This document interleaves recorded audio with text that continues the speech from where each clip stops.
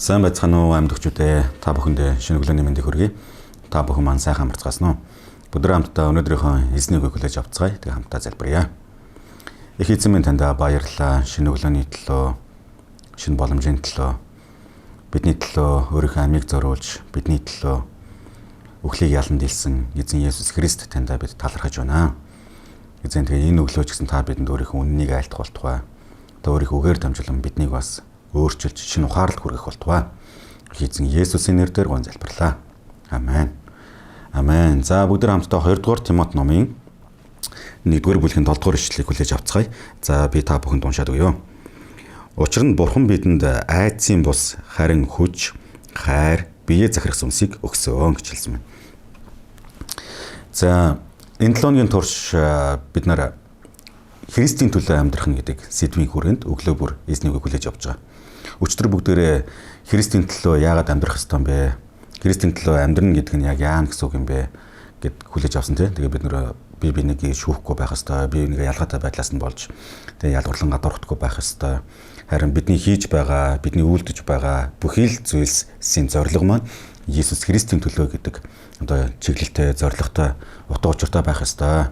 Тийм учраас энэ дунд бид нар тэгээ Иесусийн төлөө гэд үйлдэж амьдарч явах явцдаа бусад нэгнийгээ бид нар бас ялгуурлан гадуурхахгүйгээр бусадтайгаа хамтдаа Иесусийн төлөө явах ёстой шүү гэдэг талаар хүлээж авсан байна. За өнөөдөр бүгд хамтдаа саний уншсан лугаа адил Бурхан бидэнд айдсын бас харин хүч, хайр, биеэ захирах сүнсийг өгсөн гэж. Бид эзэн Иесус Христийн төлөө амьдрна гэдэг нь бид нар амар тайван дотор амьдрах тухай ярьж байгаа. Өөрөөр хэлбэл Бурханд Христэд итгэсэн тэр цаг мөчөөс эхлээд бидэнд Бурханы ариун сүнс бэлэг болон ирсэн. Тэр сүнс бол айдсын сүнс биш. Харин тэр бол амар тайвны сүнс, бас биеэ захирахын сүнс байна. Христэд итгээд явж байхад бид нар олон тохиолдолд бас ингээд айдаг тийм ингээд тодорхойгүй нөхцөл байдлаас эсвэл хин нэгэн хүнээс эсвэл нэг ирээдүйн тийм одоо найдваргүй байдлаас гэдэг юм уу эсвэл өнгөрсөнд болсон тэр ямар нэгэн хар бараан түүхээс өөрчилж чадахгүй байгаа тэр зүрх сэтгэлийн асуудлаас ч гэдэг юм уу. Ямар нэгэн байдал зүйлээс бид нэг айж амьдардаг тийм тодорхой хэмжээгээр бүтлгүүтвэл яана. Одоо миний бодод төлөвлөж байгаа зүйлс маань биелэхгүй бол яана тийм ингээд миний бодсноор болохгүй бол яана. Би яг хүрэх ёстой газар хүрэхгүй бол яана. Миний амьдрал яг ингээд жигдэрхгүй бол яана. Тэр хүн намайг хаяа явуул яана. Тэр намайг ингээд шахлуучвал яана. Эсвэл өнгөрсөн удаад болсон тэр хар бараан түүхүүд, бүтлгүү түүхүүдээс болоод ирээдүйд бид нэр ингээд ойлгохтой тий одоо зөв шийдвэрүүд ингээд гаргаж чаддаг. Гэтэл Бурхан бидэнд юу гэж хэлж байгаа вэ гэхээр Христэд итгэсэн хүмүүс бол ер нь бол амар тайван дотор тэгээ биеэ захирах сүнсээр удирдуулж амьдарч байгаа тэр хүмүүс шүү. Тийм учраас бүү айгаарай гэдгийг өнөөдөр бидэнд сануулж байна. Есүс Христийн төлөө амьдрна гэдэг нь түүний төлөө тий одоо амьдралын бүхэл үйл хэргийг зориулна гэдэг маань энэ бол айцсаар биднийг хөтэлдэг тэр амьдрал биш ээ. Энэ бол харин амар тайван дотор биднийг хөтлөн дагуулдаг тэр амьдрал юм аа. Тэгээ би та бүхнийг уриалж байна. Өнөөдөр бүгдээ хамтдаа өнөөдөр таныг тий яг айц давтуулж байгаа ямар хүчин зүйлс байдаг вэ? Тэдгээр бүх хүчин зүйлсээ та эзэнт даатгаарай. Яагаад гэвэл бидний дотор байгаа сүнс бол айцсын сүнс биш. Бурхны сүнс бол амар тайвны сүнс. Тэгээд айцсаа эзэн даатгацгаая тий. Өнөөдөр даатгаад тэгээд бас зүрх сэтгэлээ хамгаалцгаая. Бидний зүрхийг Бурхан хамгаалахыг хүсэж байна. Бидний зүрхийг Бурхан өөрийнхөө сүнсээр амар тайвнаар хочиж нөмөрнүүлэг дотор хамгаалахыг хүсэж байна. Хэрвээ бидний зүрхийг ямар нэгэн айдас сэргэлзээ санаа зоволт тий үйл уучлал үдсэн ядалт эдгээр бүх сэтгэл санааны сэтгэл зүйн хувь тийм сөрөг мэдрэмжүүд бидний зүрх сэтгэлийг зовоож байгаа бол энэ бол Бурханаас биш. Энэ бол Бурханаас биш. Харин Бурхан биднийг эдгэхийг хүсэж байна. Бурхан биднийг амар тайван хөтлөхийг урьж байна, хүсэж байна. Харин бид нар түүнд даатгах хэрэгтэй байна. Бас түүнд найдах хэрэгтэй байна. Бурхан бол биднийг зөвөр ингээд юу гэдэг яллаж амьдардаг тий. Чи гим хийвэл шийтгэлээ хүртэн шүү.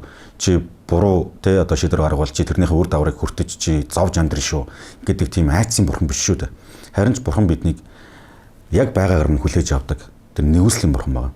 Тэгээ би та бүхнийг өнөөдөр уриалж байна. Өнөөдөр бүгд хамтдаа эзний өмнө ирээд бидний дотор байгаа айц сэргэлзээ санаа зоволтойг бол эзэн даатгах шийдвэр гаргацгаая. Тэгээд дараагийн удаа бас бидний дотроос тэрхүү айцсууд тий биднийг ингэж мохоох гэж оролдох үед тэр үед болохонд бүгдээ итгэлээрээ эзэнт найдацгаая. Би Есүсийн төлөө амьдрахаар шийдсэн хүн учраас энэ айц бол Бурханаас биш. Харин энэ айцыг би эзний амар тайвны сүнсээр ялах ёстой гэдэг итгэл үнэмшлэг бүгд өөрсдийнх нь дотор барьж байгуулцгаая. Амен. Бүгд хамтдаа залбирцгаая.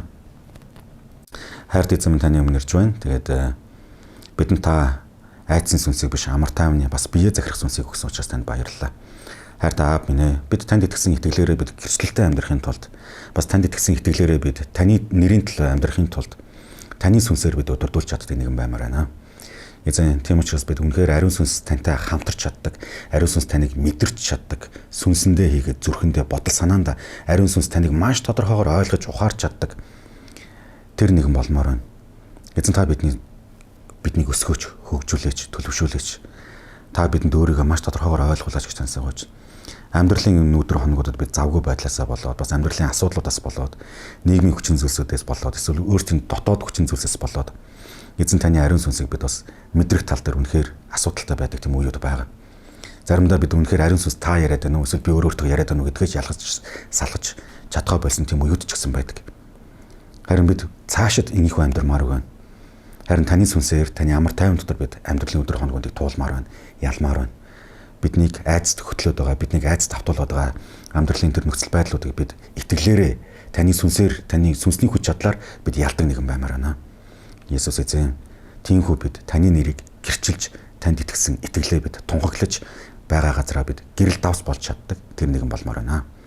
Есүс танд баярлалаа. Биднийг сонгосонд баярлалаа. Бидний төлөө амиа өгсөнд баярлалаа. Бидний төлөө та өхлийг ялан дийлсэнд баярлалаа.